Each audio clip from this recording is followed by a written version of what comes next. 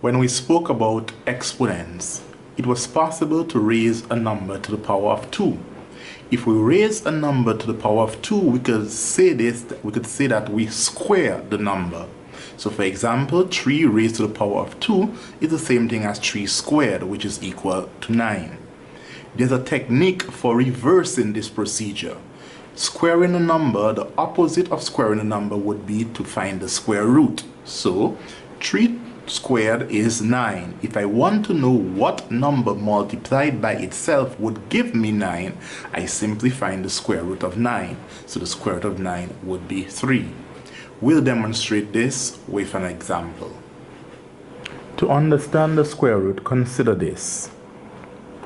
5 squared is 25. If I need to find out what is the square root of 25, the square root of 25, which is designated as this, would be 5. So remember what the square root means. The square root means what number times itself will give me 25. Answer is 5. 6 squared is 36. The square root of 36 would therefore be 6. One more. 7 squared is 49. The square root of 49 would therefore be 7. Numbers like 25, 36, 49, 8 eighths, 64, these numbers are what we call perfect squares.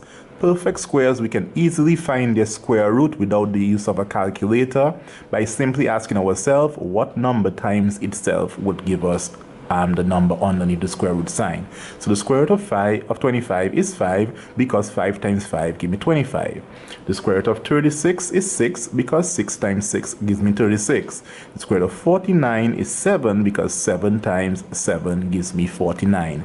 So 25, 36, and 49 are perfect squares. But what about numbers like, let us say, 27? How do we find the square root of a number like 27?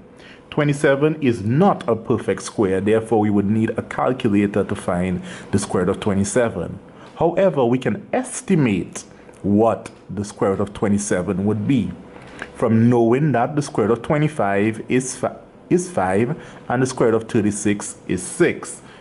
Square root of 27 would be in between 25 and 36. Therefore, I could estimate that the square root of 27 would be 5 point something.